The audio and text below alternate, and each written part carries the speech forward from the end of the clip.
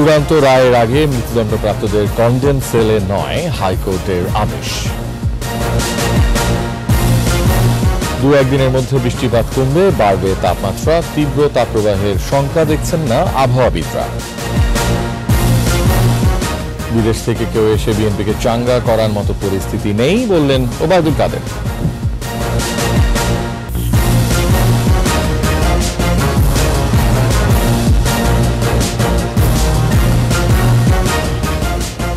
শুনছিলেন first security ইসলামী bank PLC সংবাদ শিরোনাম। আমন্ত্রণ রাত ৯টার ২১ সংবাদে। আপনাদের সাথে আছি আমি রিয়াজ হাফিজ।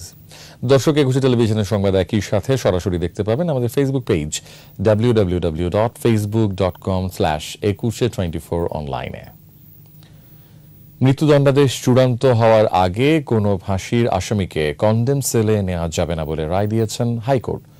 আগামী ২ বছরের মধ্যে মৃত্যুদণ্ডপ্রাপ্তদের কন্ডেম সেল থেকে সাধারণ সেলে নেয়ারও আদেশ দেন বিচারপতি শেখ হাসান আরিফ ও বিচারপতি মোহাম্মদ বজলুর রহমানের হাইকোর্ট বেঞ্চ।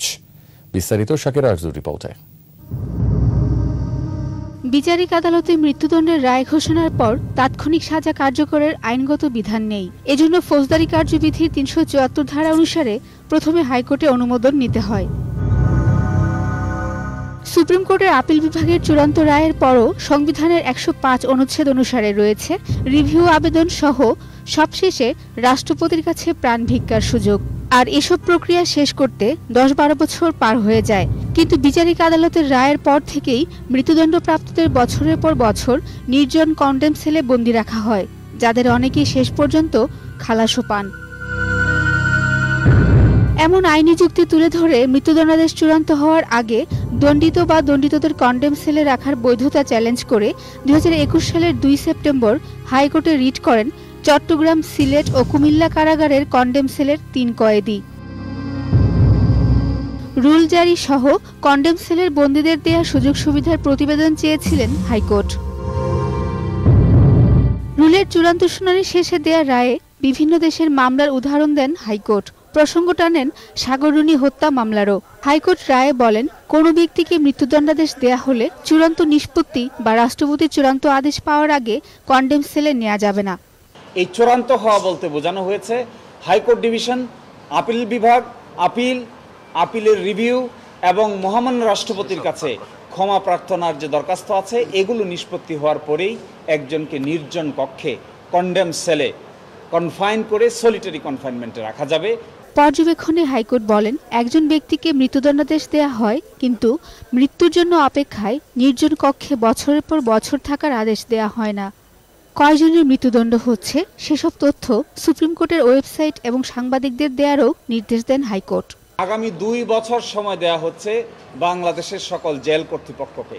মৃত্যুর সেলে নির্জন কক্ষে যারা বন্দী আছেন তাদেরকে সাধারণ কয়েদিদের সঙ্গে বসবাসের সুযোগ করে দিতে হবে। তবে আলোচনা সাপেক্ষে এর রায়ের বিরুদ্ধে আপিল করার কথা জানান রাষ্ট্রপক্ষ।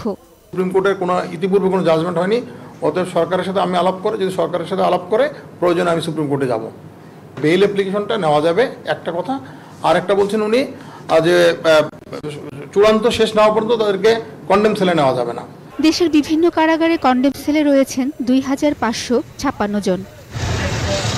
শাকির আরজু, ২১ টেলিভিশন, ঢাকা। সপ্তাহ জুড়ে বৃষ্টিতে ৬ মে থেকে তাপপ্রবাহ মুক্ত সারা দেশ। আর ২-১ দিন পর থেকে কমে বৃষ্টি। এর ফলে দেশের কোনো কোনো জেলায় মৃদু থেকে মাঝারি তাপপ্রবাহ বয়ে যেতে পারে। তবে এপ্রিলের মতো তীব্র তাপপ্রবাহের শঙ্কা দেখছেন না আবহাওয়াবিদরা। মানিক শিকদারের রিপোর্ট। এপ্রিলে শুরু হওয়া স্মরণকালের দীর্ঘস্থায়ী তাপপ্রবাহের অবসান হয় গত ৬ মে। এরপর সপ্তাহ জুড়ে দেশের বিভিন্ন স্থানে বৃষ্টিতে জনজীবনে ফিরে আসে স্বস্তি।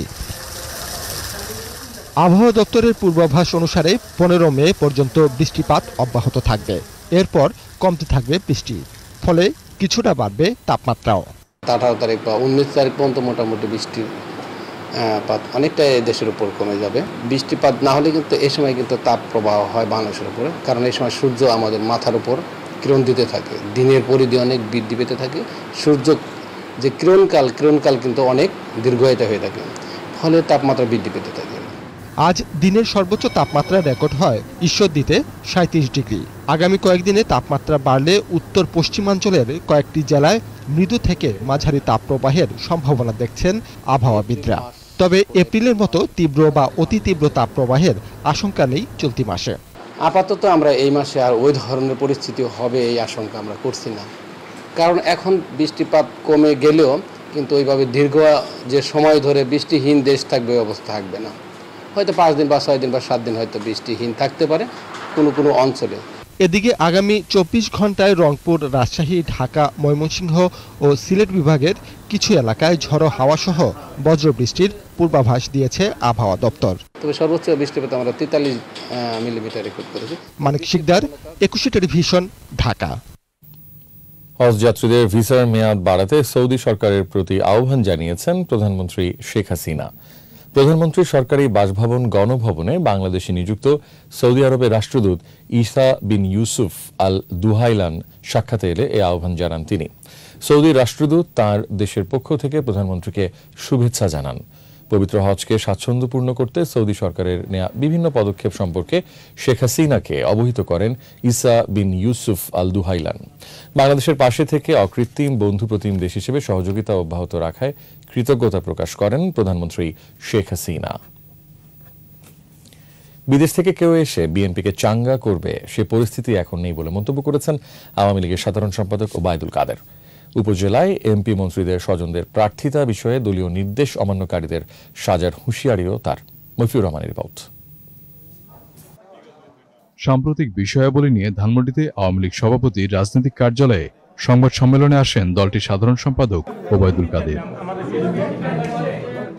বলেন, যুক্তরাষ্ট্রের দক্ষিণ ও মধ্য এশিয়া বিষয়ক সহকারী পররাষ্ট্রমন্ত্রী ডোনাল্ড লু আসছেন দুই দেশের সম্পর্ককে আরও এগিয়ে নিতে।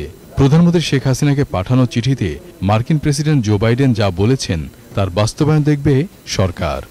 নির্বাচনের পর প্রেসিডেন্ট বাইডেন যে চিঠি আমাদের প্রধানমন্ত্রীকে দিয়েছে, সেই চিঠিতে আমেরিকার যে দৃষ্টিভঙ্গি প্রতিফলিত হয়েছে, আমরাও এখানে বাস্তবে দেখব সেটার প্রতিফলন বাস্তবে কতটা।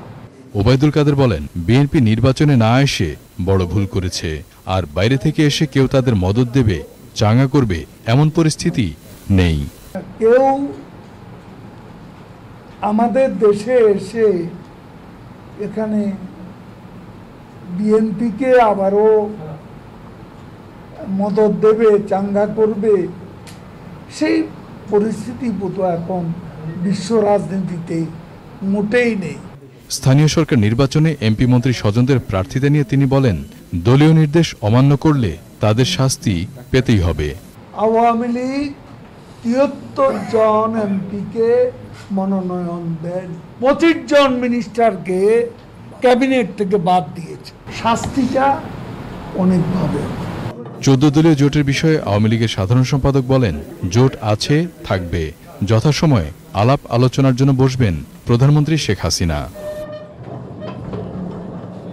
মফিউর রহমান, 21 টেলিভিশন, ঢাকা।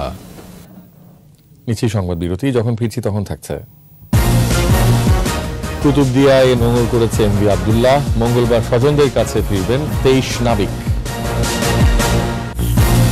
আমন্ত্রণ আবারও রাত 9টার 21 সংবাদে।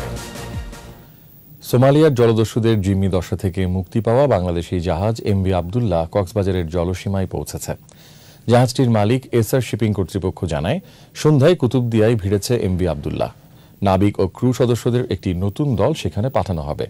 ফেরত আসা 23 নাবিককে মঙ্গলবার কেএসআরএম লাইটার জেটি সদরঘাটে নেওয়া হবে এবং সেখান থেকে নিজ বাড়িতে ফিরে যাবেন তারা। সোমালি জলদস্যুদের হাতে অপহরণের 1 মাস পর 13 এপ্রিল মুক্তি পায় 23 নাবিক সহ এমভি আবদুল্লাহ।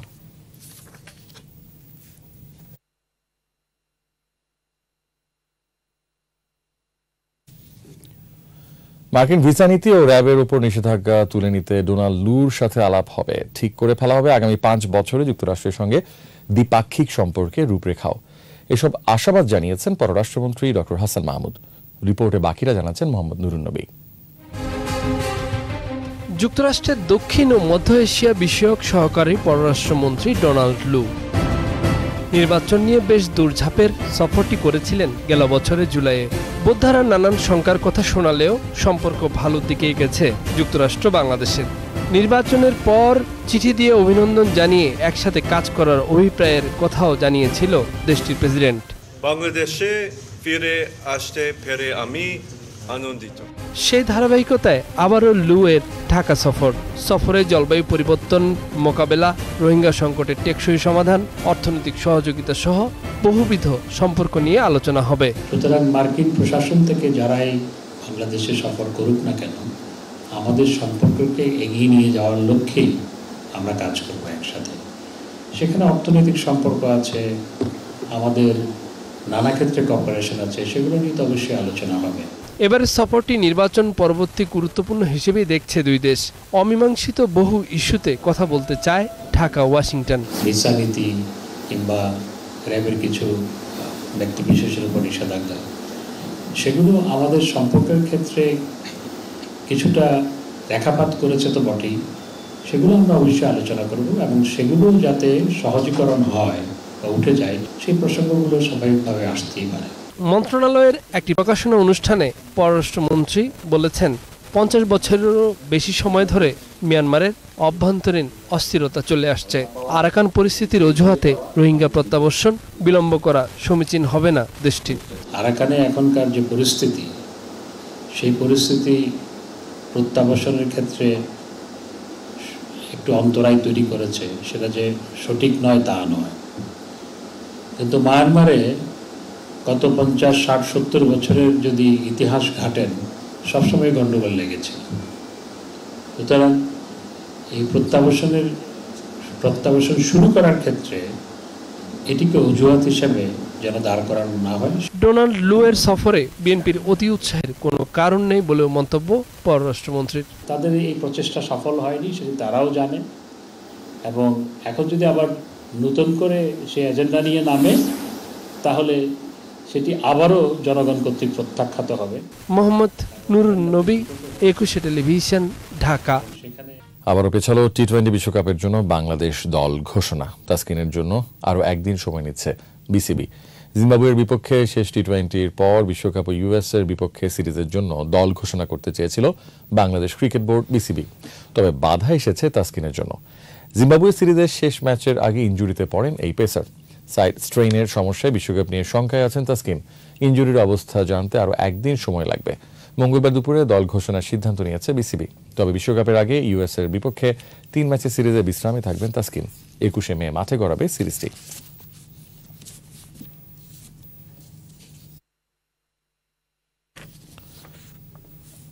বেগম লায়লা আলম 14তম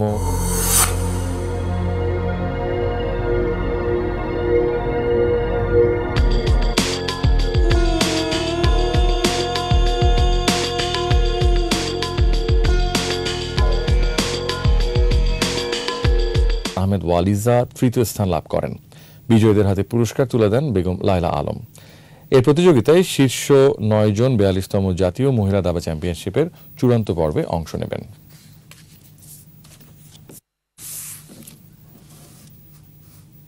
শেষ করছি রাত 9টার 21 সংবাদ। তবে যাবার আগে ফার্স্ট সিকিউরিটি ইসলামী ব্যাংক পিএলসি সংবাদ শিরোনামগুলো আরও একবার।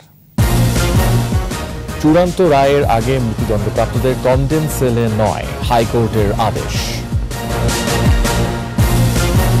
2-1 দিনের মধ্যে বৃষ্টিপাত কমবে, বাড়বে তাপমাত্রা। তীব্র তাপপ্রবাহের শঙ্কা দেখছেন না আবহাওয়াবিদরা। বিদেশ থেকে কেউ এসে বিএনপিকে চাঙ্গা করার মতো পরিস্থিতি নেই বললেন ওবায়দুল কাদের।